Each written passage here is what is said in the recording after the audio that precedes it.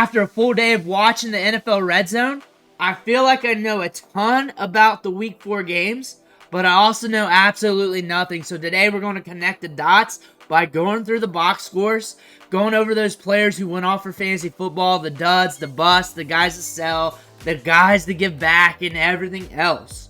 But before we dig in, you need to click that subscribe button right now, because soon we're going to go hot and heavy on the waiver wire for Week 5.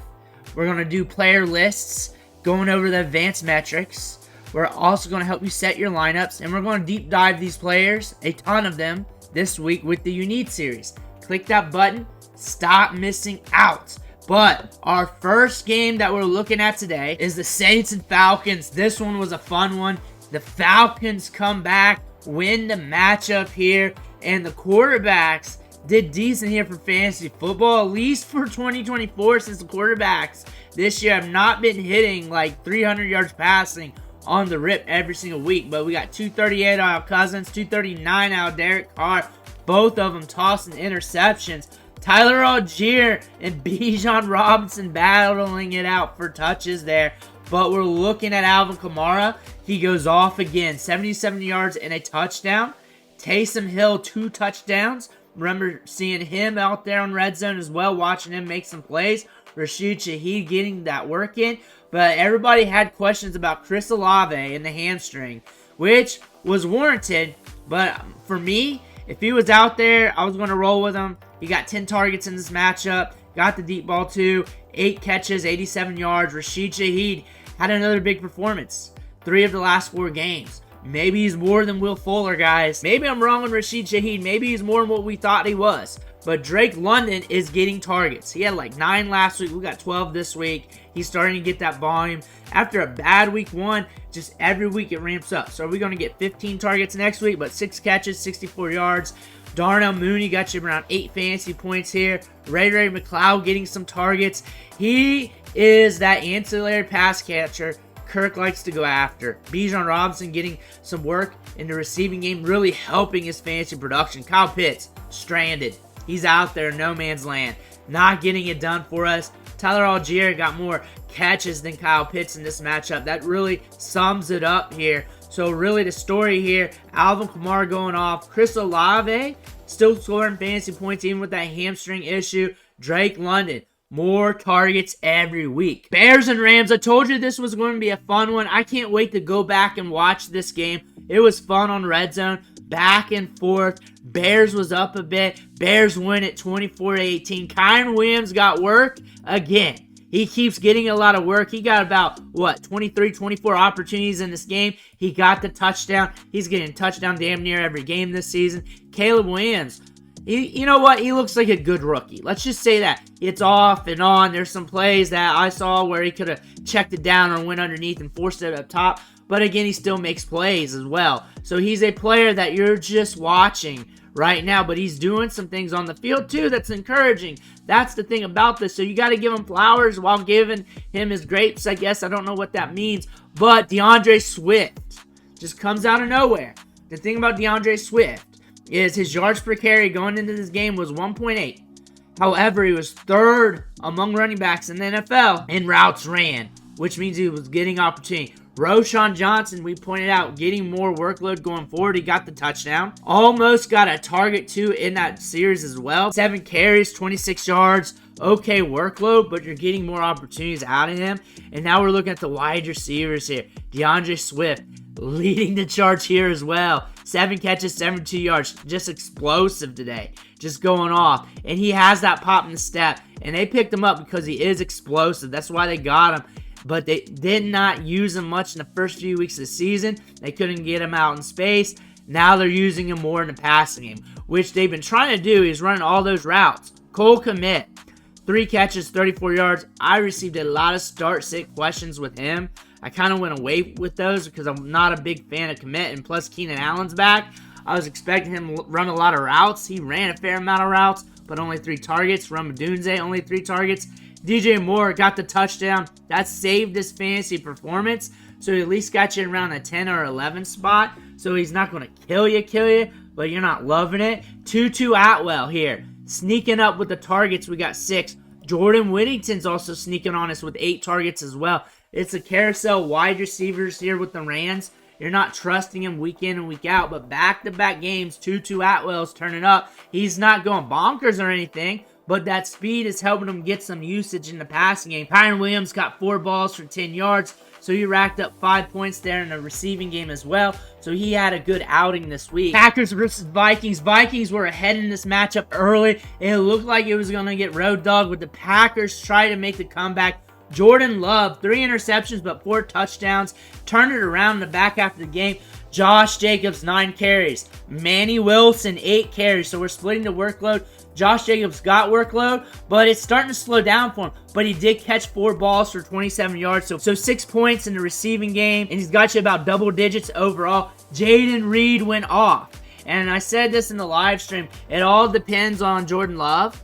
I did not expect the game script to turn out like this. I didn't think anybody expected the Vikings to be up like 28-0 or whatever it was early in the game and them road dogging the Packers in the first half. I don't think anybody was expecting that, but that helped Jaden Reed and that helped Jordan Love push the ball out. You know what? That's probably helped him going forward as well, because now we got 54 pass attempts of experience after this injury for Jordan Love. We're probably going to be really good to go next week, but Jaden Reed went ham.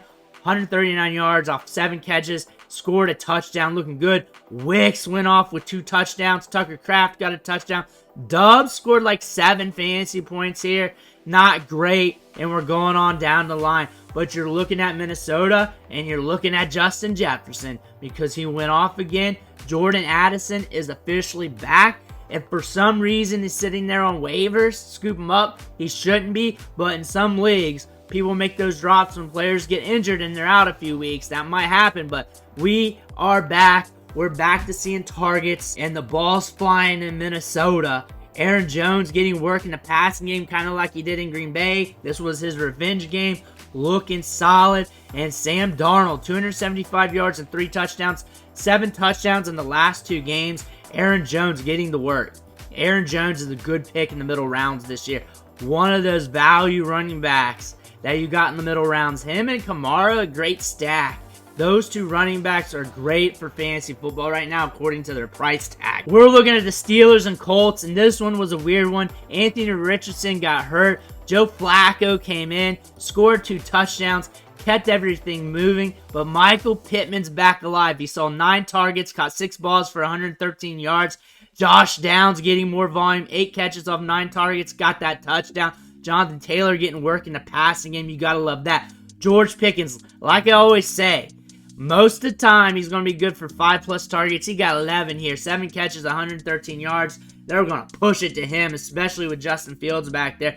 Najee Harris caught 3 balls for 54 yards. That's huge for his fantasy performance this week. Also for Pat Freiermuth, he was able to get that touchdown. He's going to be a tight end 1 this week. Also want to point out, Darnell Washington, not great fantasy football-wise, but one of those catches. He hurdled a guy. He looked quick for his size. He's a fun guy to watch if you just like pure football. Justin Fields, 55 yards on the ground, 2 touchdowns.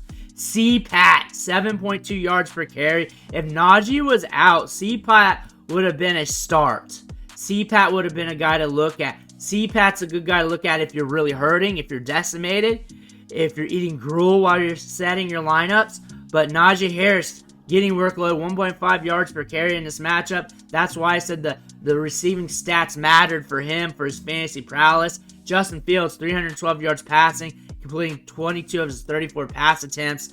This game was fun to watch. I can't wait to check it out on all 22. The Broncos got back-to-back wins. They beat the Bucs. They beat the Jets. Who's next for Bo Nix? And the thing about him, he only had 60 yards passing. He's a funny quarterback.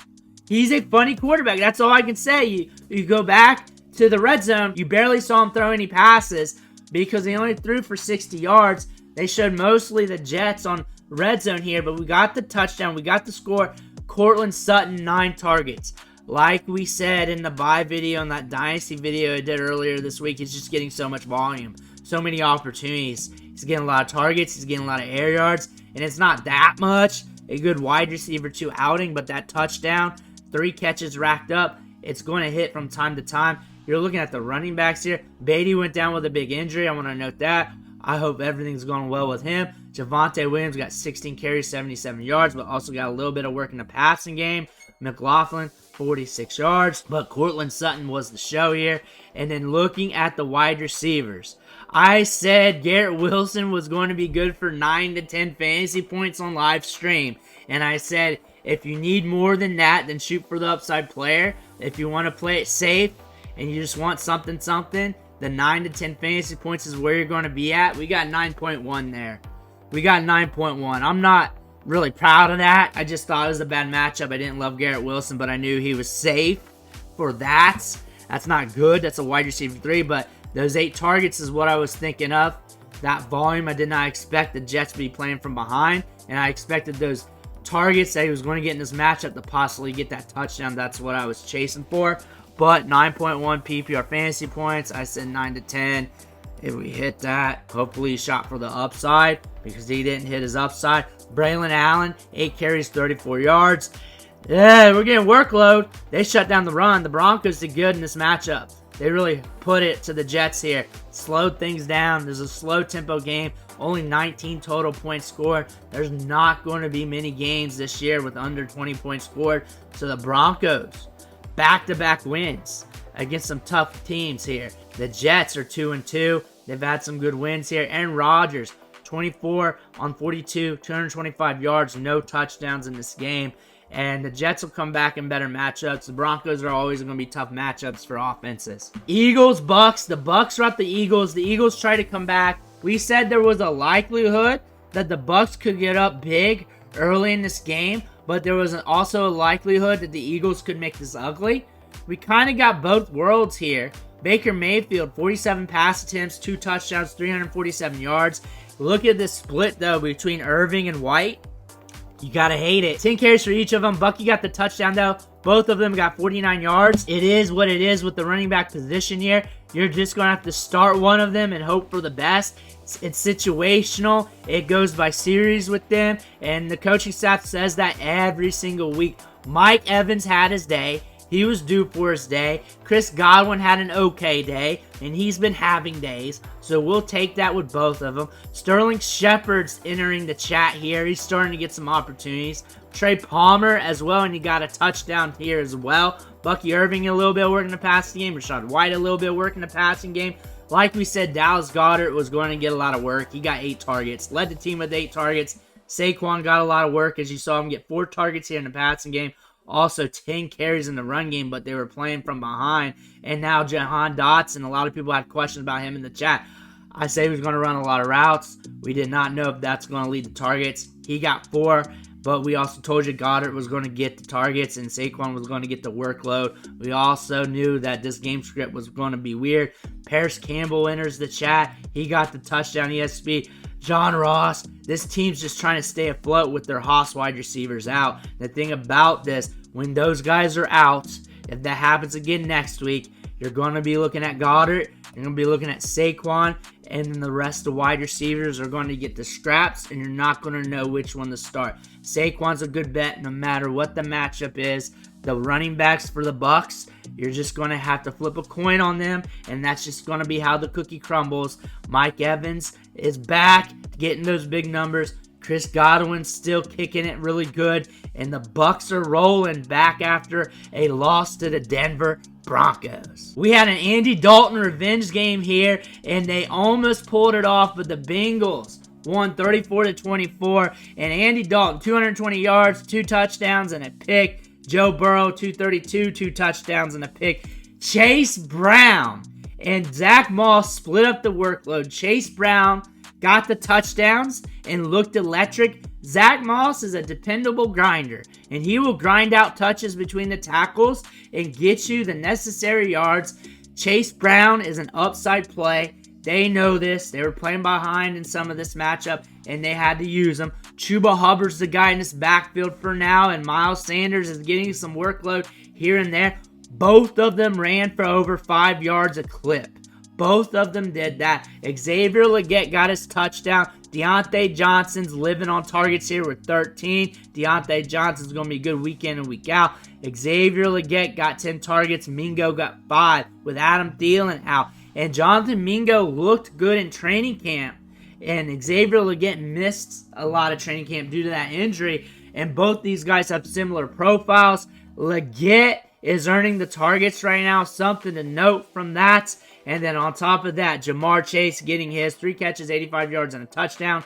T. Higgins, 6 for 60. Yoshi, 1 for 29. And I had questions because a lot of people had Higgins and Yoshi on the same team, and Yoshi was just due to not hit due to scoring back-to-back touchdowns, and that was just a gamble I played there, and I did it in some of my lineups as well. Eric All is the quiet play here, and not a play for redraft, but for Dynasty, you better move over some chips to Eric All. 4 targets, 4 catches, 28 yards. Eric All's a guy to pay attention to going forward. He is a player to pay attention to for Dynasty Fantasy Football. Miles Sanders, 4 targets in this matchup. Chuba Hubbard, 4 targets in this matchup. Both these running backs getting some opportunity. That being said, right now it is the Chuba show. Jacksonville Jaguars versus the Houston Texans. This was another fun one. I can't wait to catch it on all 22. Jacksonville started up in this game. Houston comes back, wins it. Trevor Lawrence, 169 yards and 2 touchdowns. But CJ Stroud goes off with 345 and 2 touchdowns. Cam Akers, 13 touches, 53 yards. Didn't really get it done on the ground, but 4.1 yards per carry is good enough. J.J. Taylor was getting some opportunities in this game. You saw him on Red Zone a little bit as well, and you're like scratching your head what's going on. But Nico Collins was the show. He got it done. 12 catches, 151 yards on 15 targets with the touchdown. Stephon Diggs rushed for a touchdown. Remember that play on the red zone as well. That was huge. And Stephon Diggs also caught 5 balls for 69 yards. Dalton Schultz got 5 targets, caught 3 for 34, about 8 fantasy points. So he's going to be pushing tight end 1 status there, if not one of the top tight ends for week 4. Brian Thomas Jr. here, 6 catches, 86 yards, and a touchdown. Christian Kirk, 7 catches, 61 yards, and a touchdown. So I had someone ask me which one of those guys to start. I guess whichever one you picked, you were all right. That's what you're going to say about that. Whichever one you picked, you were all right. They're about a point difference, nothing huge. Brenton Strange just got a couple catches. That's about it. Tank Bigsby outrushed Travis Etienne. It's a weird game script. He pounded it out. But again, Texans beat the Jags. The Washington Commanders routed the Arizona Cardinals 42-14. And Jaden Daniels, another amazing performance, completing almost all his passes, 233 yards, a touchdown. Also getting a little bit on the ground. Jeremy McNichols comes in, gets 2 scores, getting some of that work with Eckler out. Brian Robinson just pounding it up the gut. Carry after carry after carry. And James Conner doing the same thing. Trey Benson, 9 carries, 50 yards. I had someone comment on the Trey Benson You Need video saying they dropped him and crying about him. 9 carries, 50 yards, showing some pop a little bit, getting some work, nothing huge. But again, you're waiting on that starter, and if something happens to that starter, then your stash play is what you're looking at. Trey Benson, 4.3 speed, getting opportunities, showing you that he can handle some workload. Kyler Murray here, 142 yards and a touchdown, completing just 16 passes in this matchup. Marvin Harrison Jr.'s fantasy day, saved by a touchdown, bringing him 5 of his 6 targets though. Michael Wilson and Greg Dortch both sucked today. Both did not hit 10 fantasy points, so that was a bust, especially for me as well. That being said, Terry McLaurin's coming back. He's coming back strong here. That's looking good. And Zickus, I said his name wrong every time, but I'm going to keep doing it. 6 for 85 in the stat line. But Jaden Daniels is your top rookie quarterback so far for the 2024 NFL draft class. Patriots versus Niners. Niners crushed the Patriots 30-13, but it was much worse than that watching it from afar on the red zone. Ramondre Stevenson, 4 catches, 19 yards, so 5 points there, 43 rushing yards, so you got you about a 9-10 spot. It's ho-hum, it's good enough, it's workload, that's your chasing, and it's in a bad matchup. It could be a lot worse, kind of like last week. Jacoby Brissett, 168 yards, a touchdown. Antonio Gibson getting work when they're behind in the passing game. 3 catches, 67 yards. So about 9 fantasy points there and a little bit in the run game. He's getting you about a 10-pack there in points. Jalen Polk got you about 6 fantasy points, and he's getting those random targets. He got 7 of them in this matchup, but he's bringing in some balls. You can't count on him on fantasy, but he's that rookie wide receiver you need to pay attention to for the rest of the season. Juwan Jennings, 3 catches, 88 yards. All right for fantasy. Debo came back, got you about an 8-pack there in the passing game, and then 1 additional point there rushing the football. Brandon Ayuk still not getting it done. George Kittle got the touchdown, but the Niners really just needed to pound out the ball up the gut with Jordan Mason to get the job done. We knew this game script was going to happen. We knew they were going to be up on the Patriots. We knew this was going to be a tough one for the New England Patriots as well. We knew Jacoby Brissett wasn't going to hit. We knew Stevenson was in for a rough time.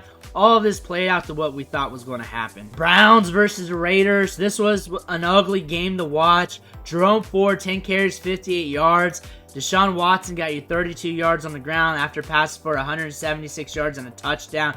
The targets for the Browns, 9 for Jerry Jeudy, 8 for Amari Cooper. So production for fantasy football. Them to not really worth your while, but the volume is what you're chasing with those guys, and you're hoping it hits. Jacoby Myers got 10 targets. Trey Tucker got 6. Tucker got the touchdown in the run game. Jacoby Myers got 49 yards on 5 catches. Both of them got 5 catches and 40-some yards. And the run game here for the Raiders might be something you want nothing a part of. Might be something that you just want to wash your hands on, not think about your lineups with, and just move on and let somebody else have that headache. I think we're starting to get to that status. Some of you guys might be dropping both these running backs and just shooting for upside in other places off the waiver wire. That might be the thing to do, because I don't not see any of these running backs. Well, if it does, one of them's going to just really turn things around or something. So maybe I'm sounding an alarm for them to be a league winner for the rest of the season. I just don't see that happening. The Raiders are in weird game scripts. They're not scoring a lot of points. They're not going to be ahead of a lot of games. And if they are, they're struggling to run it up the gut. It's just not happening. And we're also out Devontae Adams. Just things are going to be weird. Amir White lost a fumble. But to sum it all up, this was just an ugly matchup. Chiefs and Chargers, and everybody lost in this one, especially if they had Rashee Rice. They're hurting pretty bad right now. They're down big. We knew Travis Kelce was going to have a big matchup. It was kind of written on the wall. Xavier Worthy got his touchdown, 3 catches, 73 yards on top of that. So he did well for fantasy this week. The rest of the wide receivers were and now you're looking at Ladd McConkey. He got the targets. We predicted him to get the targets, and we came through with some fantasy points. Joshua Palmer got 4 targets. Not enough fantasy points, though. J.K. Dobbins got some work in the passing game. Got you a 6-pack there in fantasy points, but 3 points on the ground. Gus Edwards, a little bit up the gut, but nothing much there. Justin Herbert, 179 yards and a touchdown. And we're looking at Quentin Johnson, just 1 catch for 9 yards. Not getting it done in fantasy. I told a lot of people to sit him in this matchup, because when you go up against the Chiefs and you're on the perimeter a lot, you're going to get shot down more than likely, especially a guy like Quentin Johnston. And we stayed away from him, and I hope you guys listened on that one. Kareem Hunt is back. He is back, at least getting workload, at least getting opportunity. Carson Steele, Samaje Perine is probably going to watch him from afar. They will get their touches and opportunities, but Kareem Hunt is going to be one of the big pickups off the waiver wire here in Week 5. That's the recap from Week 4, looking at the fantasy buys and sells from Sunday's game. Let me know what you think in the comments below. Make sure to hit that subscribe button on the way out. One thing for watching. Catch you on the next video.